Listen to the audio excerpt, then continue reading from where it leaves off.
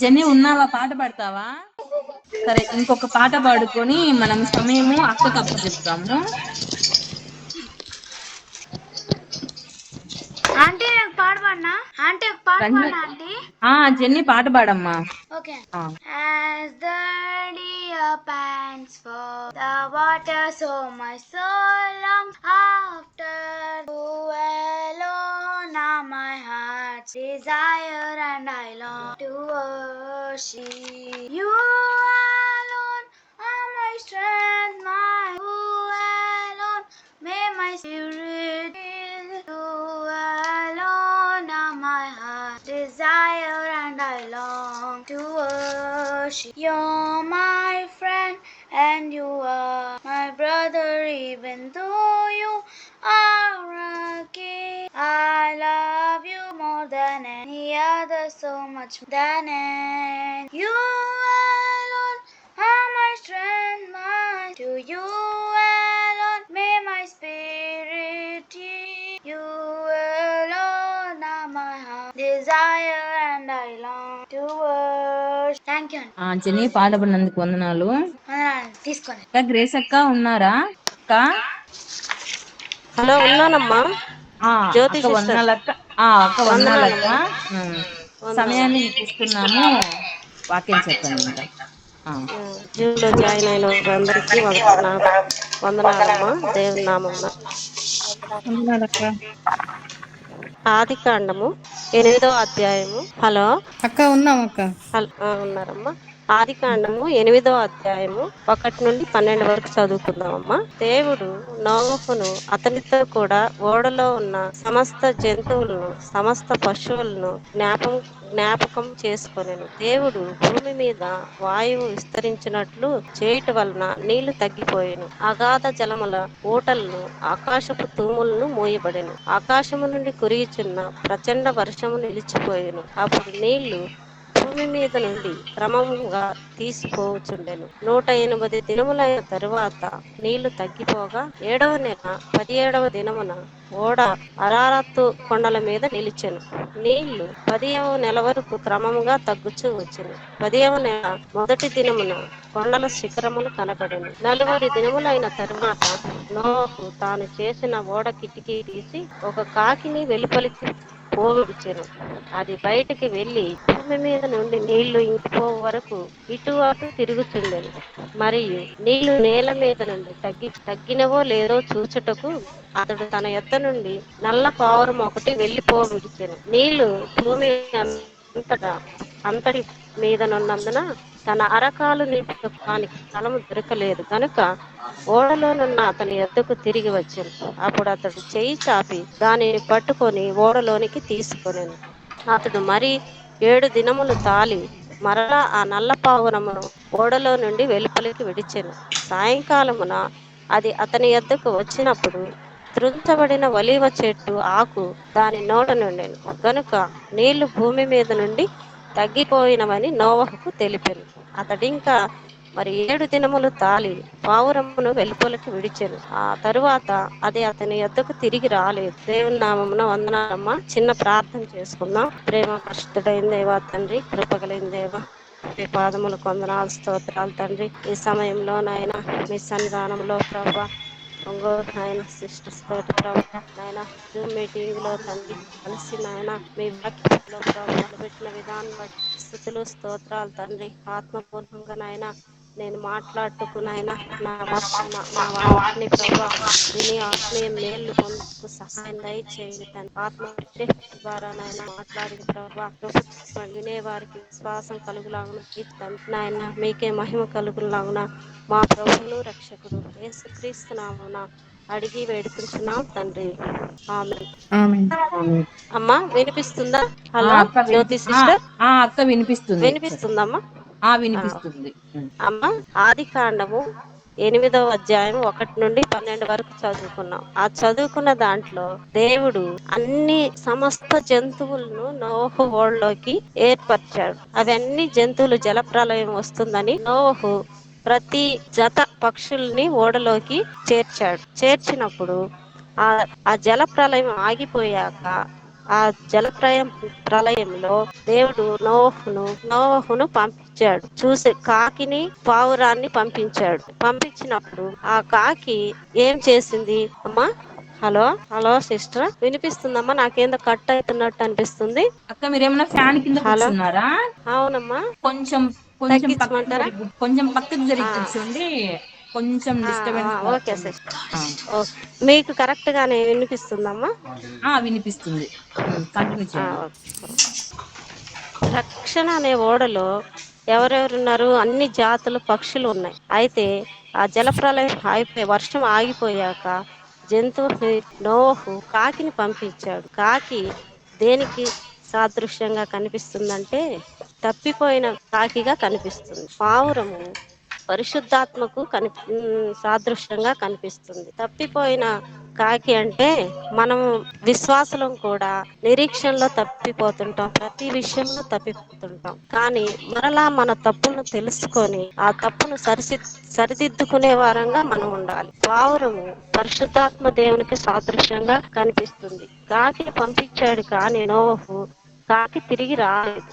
అయితే పావురాన్ని పంపించారు కానీ పావురము మరల నోవహు ఓడలోనికి చేరింది. అది తప్పిపోయే విశ్వాసి మరల ప్రభు ఎదుకు రాకపోతే అది కాకి మన సదృశ్యంగా మనల్ని తీసుకోవాలి. పావురము తిరిగి వచ్చింది కాబట్టి విశ్వాసంలో కూడా మనం తప్పిపోయి దేవునికి వస్తే మనము కూడా పావురం వల్ల నిష్కపటంగా ఉండులాగున ప్రభు మన జ్ఞాపకం చేస్తున్నాడు. తర్వాత యోబు గ్రంథం చూడమ్మా. ఎవరన్నా సహాయం చేస్తారా? యోబు 38వ అధ్యాయం 41వ వచనం. తిండి లేక తిరుగులాడుచు కాకి పిల్లలు దేవునికి మొర్రపెట్టినప్పుడు కాకికి ఆహారం సిద్ధపరచువాడెవడు? తిండి లేక కాకులు ఎలా తిరుగులాడుతున్నాయంటమ్మా? కాకులు తిరుగులాడుతూ ఉన్నాయి. తిండి లేకపోతే కాకులు ఎక్కడ తిండి దొరుకుతుందా అని ఆకాశంలో నుండి తిరుగుతూ ఎక్కడ తిండి దొరుకుద్దా అని చూస్తా ఉంది. అదే విధంగా దేవుని పిల్లలం కూడా మనకి ఏదన్నా అవసరమైన పరిస్థితుల్లో, కష్టాల్లో, నష్టాల్లో దేవుని వద్దకు మనం కాకి పిల్లల వల్లే రావాలి. అలా వచ్చి మనం మొరపెట్టినప్పుడు కాకికి ఆహారం ఏ విధంగా దేవుడు కాకితోటి మనుషులకు మనకు ఏ విధంగా ఆహారాన్ని సిద్ధపరుస్తాడో అదే విధంగా కాకికి ఇచ్చిన విధంగా దేవుడు మనకును ఆహారాన్ని సిద్ధపరిచేవాడిగా మనకి ఇక్కడ కనిపిస్తున్నాడమ్మా. తర్వాత మొదటి రాజులు 17వ అధ్యాయము 6వ వచనంలో చూడండమ్మా. అక్కడ కాకోలములు ఉదయమందు రొట్టెను మాంసమును, అస్తమయమందు రొట్టెను మాంసమును అతని యొద్దకు తీసుకొని వచ్చిండెను. అతడు వాగు నీరు త్రాగుచూ వచ్చెను. కొంతకాలమైన తరువాత దేశములో వర్షము లేక ఆ నీరు ఎండిపోయాను. ఇక్కడ ఎవరు కనిపిస్తున్నాడమ్మా? ఏలియా మనకు కనిపిస్తున్నాడు.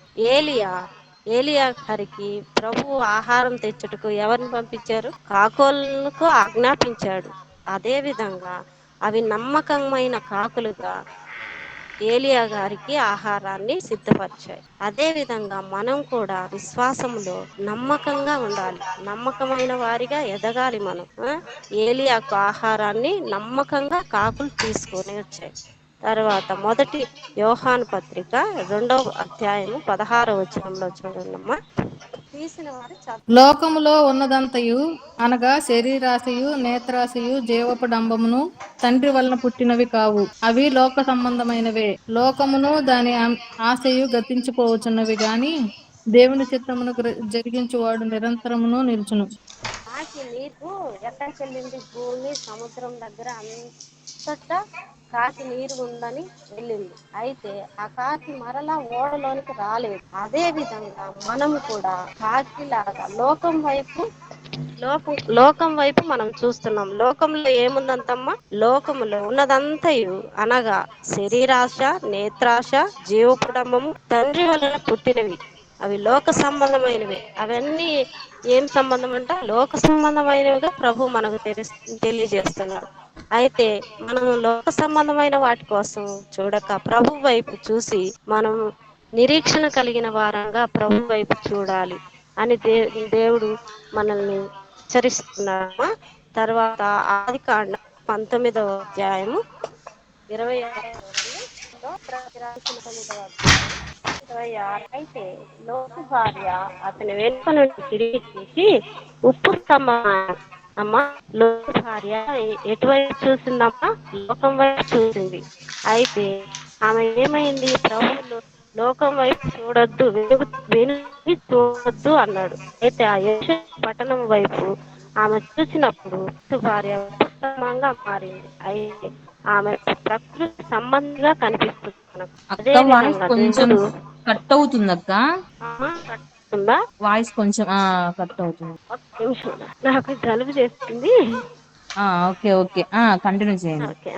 ఆ లోతు ప్రకృతి సంబంధిగా కనిపిస్తుందమ్మా. ఆమె ఎటువైపు చూస్తుంది? లోకం వైపు చూసినట్లుగా మనం చూస్తున్నాం. అయితే లోకం వైపు చూసే విధంగా ఉండకూడదు, ప్రభు వైపు చూసే విధంగా మనము 2 పేతురు 2వ అధ్యాయము 20వ వచనంలో చూస్తామమ్మా.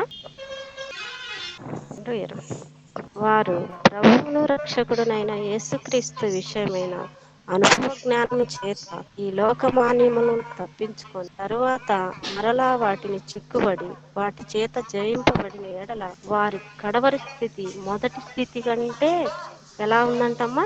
మరీ చెడ్డదిగా ఉంది. అది ఎలా? హలో, వినిపిస్తుందమ్మా జ్యోతి సిస్టర్? వినిపిస్తుంది అక్క. కొంచెం వాయిస్ కొంచెం కట్ అవుతుంది, కొంచెం డిస్టర్బెన్స్ వస్తుంది. సిగ్నల్ చూసుకోండి. సిగ్నల్ రావట్లేదా? సిగ్నల్ సరిగ్గా ఉందో లేదో చూసుకోండి.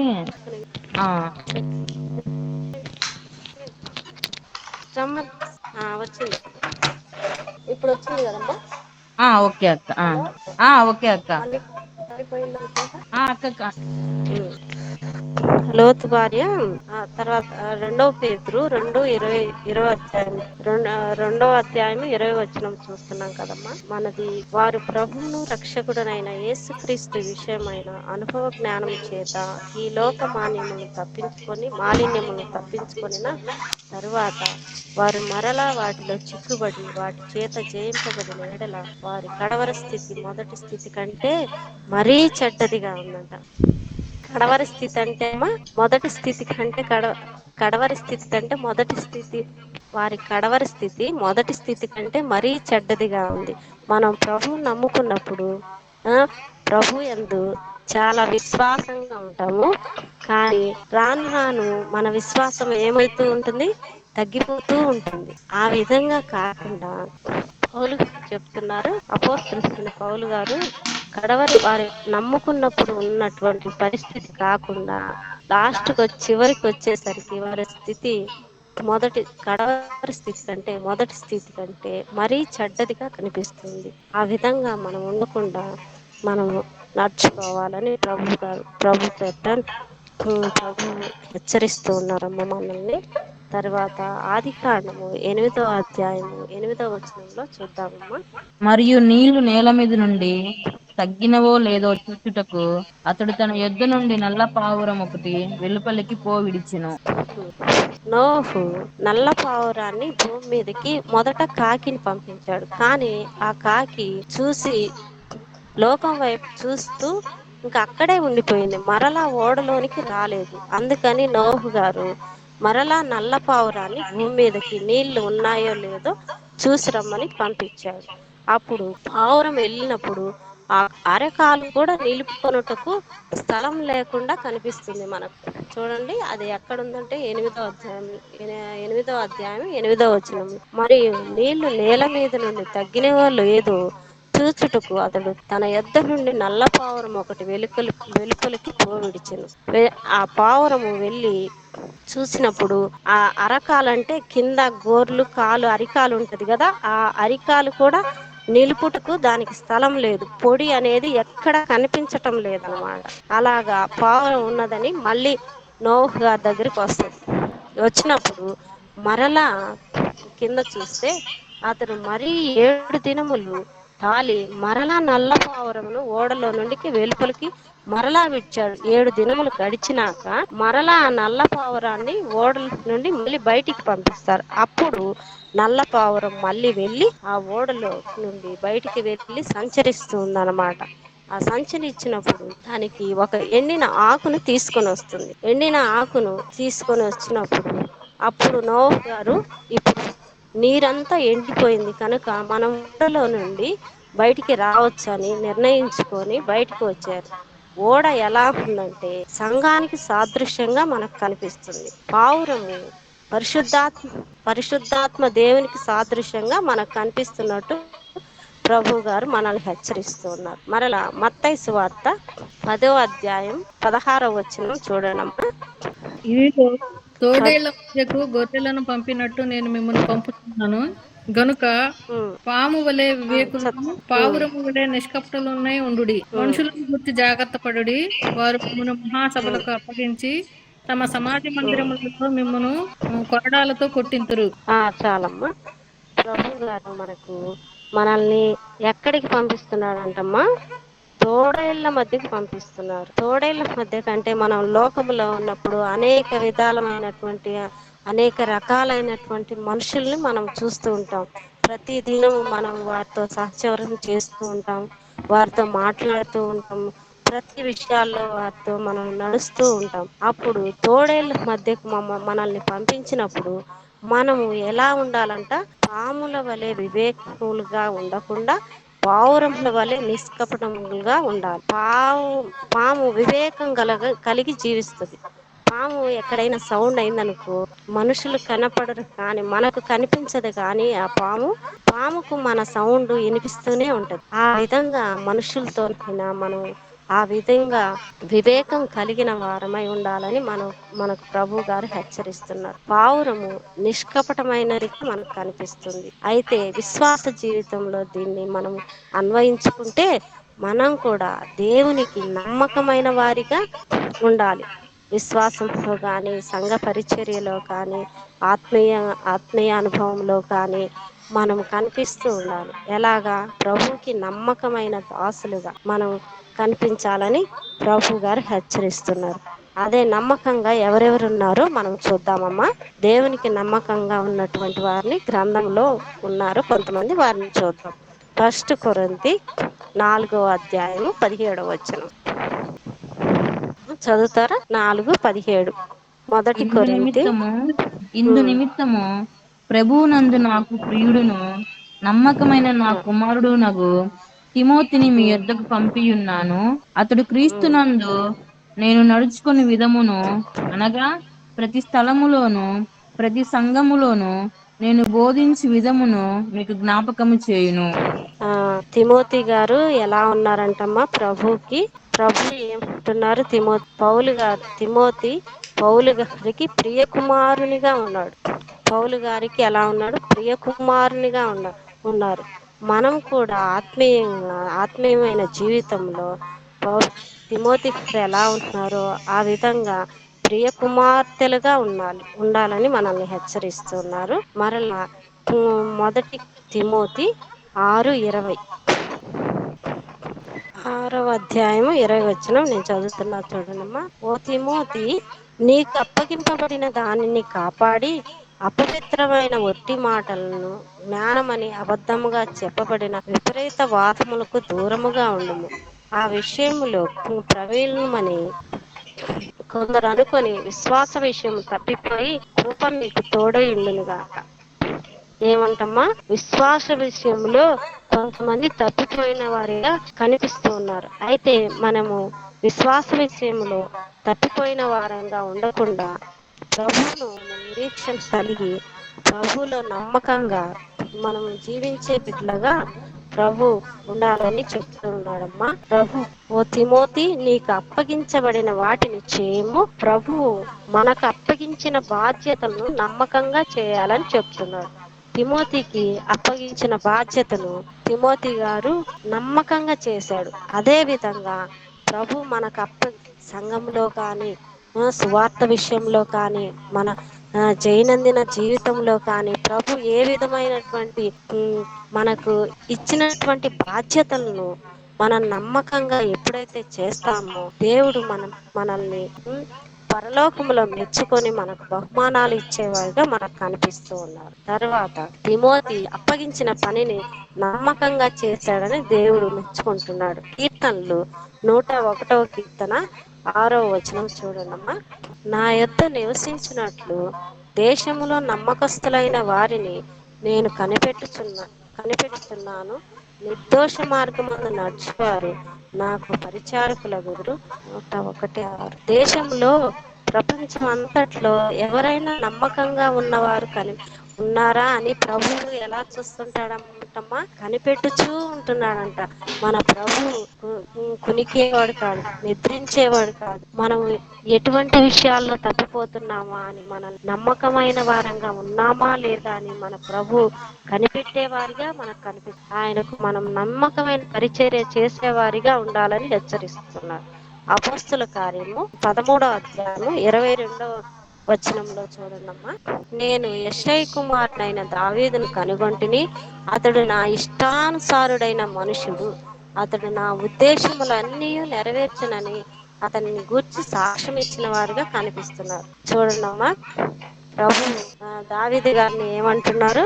దావీదు గురించి చెప్తున్నాడు. దావీదు నా ఇష్టానుసారుడైన మనుష్యుడుగా ఉన్నాడని చెప్తున్నాడు.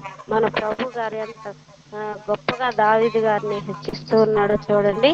అదే విధంగా మనల్ని కూడా నా బిడ్డ కూడా నా ఇష్టానుసారమైనటువంటి బిడ్డ అని ప్రభు మనల్ని చెప్పేవాడిగా ఆయన్ను నమ్మకమైన బిడ్డలుగా మనం ఉండాలని హెచ్చరిస్తున్నారు. సంఖ్యాకాండము 12:7వ వచనం చూడండమ్మా. 12వ అధ్యాయము 7వ వచనం. అతడు నా ఇల్లంతట్లో నమ్మకమైన వాడుగా కనిపిస్తున్నాడు. ఎవరమ్మా? మోషే గారు నా ఇల్లంతటిలో నమ్మకమైన వాడని దావీదు అంటున్నారమ్మా. అయితే మనం ఎలా ఉన్నాము? మన ఇల్లంతట్లో నమ్మకమైన వారంగా ఉన్నామా లేదా అని మనం గ్రహించుకోవాలమ్మా. సంఘం పరిచర్యలో నమ్మకంగా మనకు ఇచ్చినటువంటి బాధ్యతలను మనం నమ్మకంగా చేస్తున్నామా లేదా ఒకరి మీద మనం ఒకరు వంతులు పెట్టుకుంటున్నామా? చేస్తారులే, ఈ సిస్టర్ వచ్చి చేస్తారులే, మన బాధ్యత కాదు, ఆమె చెయ్యాలి, మనమే చేయాలి అని కాకుండా ఎవరి తలాతులు వారు వాడుకునేవారిగా సంఘంలో నమ్మకమైన పాత్రలుగా కనపడాలని ప్రభు గారు మనల్ని కోరుకుంటారు. ఇంకొకటి లాస్ట్ గా చివరిగా 2వ రాజులు 4వ అధ్యాయము 7వ వచనం చూడండమ్మా. ఆమె దైవజనుడైన యొద్దకు వచ్చి సంగతి తెలియచెప్పగా అతను ఆ నూనె నమ్మి నీ అప్పు తీర్చి మిగిలిన దానితో నీవును నీ పిల్లలను బ్రతుకుడని చెప్పాను. అమ్మా, ఏమి ఎత్తలేని విధవరాలు. ఆమె ఏలియా గారి దగ్గరికి వచ్చింది. ఎందుకు వచ్చింది? ఏలియా గారి దగ్గర, అయ్యా దగ్గర ఏం లేదు అంటే, నూనె ఉంది కదమ్మా, నూనె ఉంది అని చెప్పింది. విధవరాలు చెప్పినప్పుడు ఆ ఏలియా గారు ఏమంటున్నారు? 6లో చూడండి, పాత్రలన్నీ 5 నుండి చూద్దాం. అతని యొద్ద నుండి పోయి తానును కుమారులు లోపల నుండి కుమారులు తెచ్చిన పాత్రలు నూనెను ఆ చుట్టుపక్కల వారందరి దగ్గరికి వెళ్ళి పాత్రలు తెచ్చుకోమని ఏలియా చెప్తారు. అయితే ఆ పాత్రలన్నీ తెచ్చి ఖాళీ పాత్రను తీసుకొని వచ్చింది. అయితే ఆమె దగ్గర కొంచెం నూనె మాత్రమే ఉన్నది. ఆ పాత్రలన్నిటిలో ఏలియా గారు ప్రార్థించిన మీదట మొత్తం నూనె అంతా సిద్ధపరిచినప్పుడు ఆ నూనెను అమ్మి ఆ బిడ్డను పోషించుకోమ్మా అని ఏలియా గారు దైవజనులు చెప్తారు. ఆ విధంగా చేసినప్పుడు ఆ డబ్బును తీసుకొని మరలా దైవ దగ్గరికి వచ్చినట్లుగా మనం చూస్తున్నాం. అయితే అలాగా వచ్చింది. కానీ కొంతమంది ప్రార్థన చేయించుకుంటారు, కానీ వారి అన్ని కష్టాలు వచ్చినప్పుడు ప్రార్థన చేయించుకొని తర్వాత మనం ఏ విధంగా ఉంటామంటే ప్రభువును మర్చిపోయే కనిపిస్తుంది. అదే విధంగా కానీ ఈమె అలా లేదు, అలా చేయాల. మరలా ఆ దైవజనుని దగ్గరగా 7వ వచనంలో మనకు అనిపిస్తుంది. ఏమని? ఆమె మరలా దేవుని సేవకుని ఎత్తుకు వచ్చి, అయ్యా నాకు ఇలాగా డబ్బులు వచ్చినాయి, ప్రార్థన చేయయ్యా అని చెప్పి ప్రార్థనా జీవితాన్ని కోరుకున్నది. అదే విధంగా మన విశ్వాసంలో తప్పిపోయినప్పుడు మరలా దేవుని సన్నిధికి వచ్చి మనం దేవుని యొక్క మన తప్పులను ఒప్పుకొని మరలా పశ్చాత్తాపంతో ప్రార్థించే వారంగా మన జీవితాలను మలుచుకునే వారంగా ఉండాలమ్మా. తప్పిపోయిన తర్వాత అయితే కాకి లోకం వైపు కానీ మనుషులు మనము లోకం వైపు ఓడలోనికి తిరిగి వచ్చింది. అంటే ప్రభు దగ్గరికి మరలా మనం వచ్చే వారంగా తప్పిపోయిన మరలా ప్రభు వచ్చే వారంగా ఉండాలని దేవుడు హెచ్చరిస్తున్నాడమ్మా. ఈ కొద్ది మాటలు దేవుని నామమున దీవించును గాక. హలో. చాలా వందనాలు అక్క, చాలా మంచి మాటలు అందించారు. అమ్మా వాక్యం చెప్పినందుకు వందనాలు. వందనాలమ్మా. మీరు ఎప్పుడు ఫోన్లో మాట్లాడలేదమ్మా, అందుకని చాలా బాగా చెప్పారు అక్క, చాలా మంచి మాటలు అందించారు. వందనాలమ్మా. అందరికి జీవంలో ఉన్నందుకు వందనాలు. మరి ఇప్పుడు దేవుడు మనతో మాట్లాడినట్టుగా మనము కాకిలాగా లోకం వైపు చూడకుండా మరి పావురం వల్ల ఎలాగ తిరిగి వచ్చిందో ఆ విధంగా మనం కూడా నమ్మకంగా దేవుడు మనకు అప్పచెప్పినటువంటి బాధ్యతలను మనం నమ్మకంగా నిర్వర్తించే వారంగా ఉండాలి. మరి వాక్యం అందించినటువంటి అక్కకి వందనాలు. ఓకే రంజని అక్క, రంజని అక్క, అక్క ప్రేయర్ చేయండి అక్క. ఓకే. ప్రేమ గల తండ్రి, కృపగల దేవ, జీవం కలిగిన యేసయ్య, నీకెవరైనా స్థుతులు స్తోత్రాలు తండ్రి. దేవా, మమ్మల్ని జ్ఞాపకం చేసుకొని ఈ దినము ప్రభా ఈ గూగుల్ మీట్ లో అందరము స్త్రీలు అందరం ఇక్కడ జూమ్ లో ప్రభా జ్ఞాపకం చేసి నీ వాక్యాన్ని వినడానికి నీకే స్థుతులు స్తోత్రాలు యేసయ్య. దయగలిగిన తండ్రి, అక్కను సిద్ధపరిచి మాతో మాట్లాడించిన దాన్ని బట్టి నీకే స్థుతులు స్తోత్రాలు తండ్రి. స్తోత్రాలు. దయగలిగిన యేసయ్య, నీ చిత్తం ఎరిగిన వారు నిరంతరం ఉంటారని ప్రభా నమ్మకంగా నీకు మాకు జ్ఞానం ప్రభా నా తండ్రి, మీరు మాతో మాట్లాడినందుకు నీకే స్థుతులు స్తోత్రాలు యేసయ్య. దయగలిగిన యేసయ్య, మాకు ఈ లోక జ్ఞానం గాని ఈ లోక ఆశలు గాని లేకుండా నీకే స్తోత్రాలు. నిరంతరము సహాయం అనుగ్రహించండి. ఎవరు ఎక్కడ కలిగి ఉన్నారు చేయండి. మంచి ఆరోగ్యం దయచేయండి. నీకే స్తోత్రాలు. అలాగే ఆర్థిక సమస్యలతో జ్ఞాపకం చేసుకోనండి. సకాలంలో నువ్వు సహాయం చేయడానికి నీకే స్తోత్రాలు. సహాయం దయచేయండి. దినదినము ప్రభువాన్ని సన్నిధులు ఎదగడానికి, మంచి జ్ఞానం పొందుకోవడానికి కృపను అనుగ్రహించండి. సంఘ కాపురులను ప్రభు నిలవబెట్టడానికి నీకే స్తోత్రం బట్టి మంచి తీసుకొని ఆడబడటానికి నీకే ఒక జ్ఞాపకం ఏర్పరచండి. ఆమె. ఆమేన్. అమ్మ.